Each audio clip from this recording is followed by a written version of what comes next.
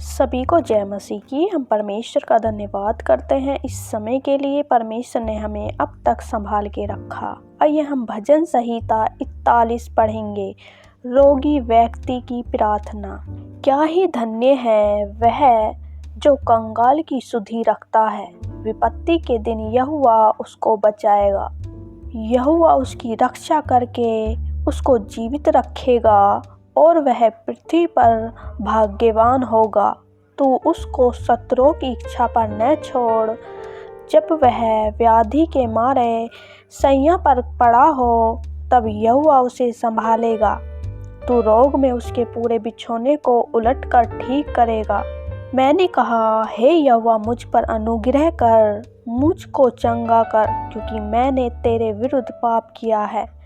मेरे शत्रु यह कहकर मेरी बुराई करते हैं, वह कब मरेगा और उसका नाम कब मिटेगा। जब वह मुझसे मिलने को आता है तब वह व्यर्थ बातें बकता है, जबकि उसका मन अपने अंदर अधर्म की बातें संचय करता है और बाहर जाकर उनकी चर्चा करता है। मेरे सब बैरी मिलकर मेरे विरुद्ध कानाफूसी करते हैं। वे मेरे ही विरुद्ध होकर मेरी हानि की कल्पना करते हैं। वे कहते हैं, इसे तो कोई बुरा रोग लग गया है। अब तो यह पड़ा है तो फिर कभी उठने का नहीं। मेरा परम मित्र जिस पर मैं भरोसा रखता था, जो मेरी रोटी खाता था, उसने भी मेरे विरुद्ध लात उठाई है। परंतु हे यहोवा, तो मुझ पर अनुग्रह करके मुझको उठा कि मैं उनको बदला दूं। मेरा शत्रु जो मुझ पर जयवंत नहीं हो पाता, इससे मैंने जान लिया है कि तू मुझसे प्रसन्न है। मुझे तो तू खराई में संभालता और सर्वदा के लिए अपने सम्मुख स्थिर करता है। इज़राइल का परमेश्वर यहोवा आदि से अनंत काल तक धन्य है। आमीन फिर आमीन। सच में मेरे प्रिय भाई बहनों, परमेश्वर का वचन कहता है, क्या ही धन्य है वह जो कंगाल की सुधि रखता है। विपत्ति के दिन यहोवा उसको बचाएगा। जो कंगालों की सुधि रखता है, जो अपनी कमी घटी में से भी कंगालों को देता है, परमेश्वर उसे धन्य मानता है और परमेश्वर उसे विपत्ति के दिनों में बचाएगा। हालेलुया। आयत 2 में लिखा है, यहोवा उसकी रक्षा करके उसको जीवित रखेगा और वह पृथ्वी पर भाग्यवान होगा। सच में मेरे प्रिय भाई बहनों, यहोवा परमेश्वर उसकी रक्षा करेगा और उसे हर एक परेशानी से निकाल कर जीवित रखेगा और वह पृथ्वी पर भाग्यवान होगा।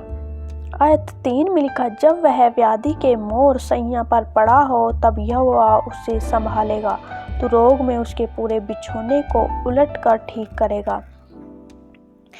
यदि आज दुख में और परेशानियों में हम परमेश्वर को पुकार रहे हैं, तो परमेश्वर यहोवा उसे संभालेगा और जो उसके अंदर रोग हैं, जो बिछौने पे पड़े हुए हैं, परमेश्वर उनके बिछौने को उलट कर ठीक कर देगा, उन्हें पूरी रीति से छुटकारा देगा। हालेलुया। आयत 4 में लिखा, मैंने कहा, हे यहोवा मुझ पर अनुग्रह कर, मुझको चंगा कर, क्योंकि मैंने तेरे विरुद्ध पाप किया है।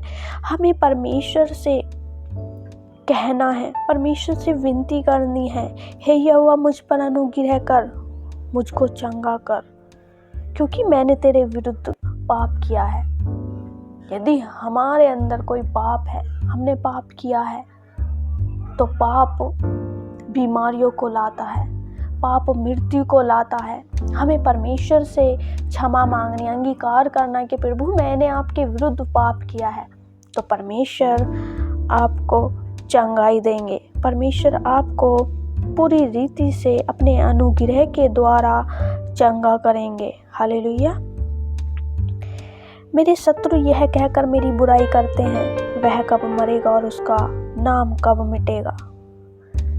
आयत 5 में लिखा है कि जो बीमार व्यक्ति है, जो रोगी व्यक्ति है, जब उसके दोस्त उसे देखते हैं तो उसकी बुराई करते हैं और कहते हैं कि ये कब मरेगा। सच में मेरे प्रिय भाई बहनों, ऐसा हमारे जीवन में भी होता है कि बहुत से लोग हमारे मुंह पे अच्छी बातें करते हैं, परंतु हमारी पीठ पीछे हमारी बुराई करते हैं और कहते हैं पता नहीं ये है कब मरेगा, इसे तो कोई बुरा रोग लग गया है। जब वह मुझसे मिलने को आता है तब वह व्यर्थ बातें बकता है, जबकि उसका मन अपने अंदर अधर्म की बातें संचय करता है और बाहर जाकर उनकी चर्चा करता है। यदि कोई हमसे मिलने आता है तो हमारे सामने मीठी बातें करते हैं और बाहर जाकर व्यर्थ की बातें, चुगली हमारे प्रति करते हैं। बहुत से ऐसे लोग होते हैं, तो परमेश्वर उन लोगों से हमें बचाएगा, हमारी सहायता करेगा, चाहे हमारा विरोधी कोई भी क्यों ना हो, परंतु परमेश्वर हमारे साथ है। हालेलुया। आयत 7 में लिखा, मेरे सब बैरी मिलकर मेरे विरुद्ध कानाफूसी करते हैं, वे मेरे ही विरुद्ध होकर मेरी हानि की कल्पना करते हैं। हो सकता है आपके विरोधी हैं जो आपके बारे में कानाफूसी करते हैं, आपके विरुद्ध हानि की कल्पना करते हैं, परंतु परमेश्वर आपके साथ है। आपको डरना नहीं है, आपको घबराना नहीं है, आपको परमेश्वर से प्रार्थना करनी है। जब आप परमेश्वर से प्रार्थना करते हैं तो परमेश्वर आपके शत्रु को भी आपके जीवन से दूर कर देते हैं। वे कहते हैं इसे तो कोई बुरा रोग लग गया है, अब जो यह पड़ा है तो फिर कभी उठने का नहीं। सच में मेरे प्रिय भाई बहनों, बहुत से लोग बोलते हैं, वो आके बातें बनाते हैं कि इसे तो कोई बुरा रोग लग गया है, इसे तो कोई ऐसी बीमारी लग गई है कि ये कभी यह कभी अब ठीक नहीं होगा। परंतु हमारा यहोवा परमेश्वर हर एक रोग से छुटकारा देता है, हर एक बीमारी से छुड़ाता है, क्योंकि परमेश्वर छुड़ाने वाला है, परमेश्वर चंगा करने वाला है। मेरा परम मित्र जिस पर मैं भरोसा रखता था, जो मेरी रोटी खाता था, उसने भी मेरे विरुद्ध लात उठाई है। जो मेरा मित्र है, जो मेरा परम मित्र है, जिस पर मैं भरोसा रखता था, वह भी हमारे विरुद्ध लात उठाता है, वह भी हमारे विरुद्ध हो जाता है। जो हमारी रोटी में से खाता है वह भी हमारे विरुद्ध हो जाता है। परंतु यहोवा परमेश्वर मुझ पर अनुग्रह करके मुझको उठा कि मैं उनको बदला दूं। हमें परमेश्वर से प्रार्थना करनी है, परमेश्वर आप मुझे अपना अनुग्रह करके उठाएं, ताकि हम उन लोगों को, उन शत्रुओं को, उन अपने परम मित्र को जवाब दे सकें। तो सच में यदि आप ऐसे प्रार्थना करते हैं तो परमेश्वर आपकी प्रार्थना को सुनेंगे। हालेलुया। आयत 11 में लिखा, मेरा शत्रु जो मुझ पर जयवंत नहीं हो पाता, इससे मैंने जान लिया है कि तू मुझसे प्रसन्न है।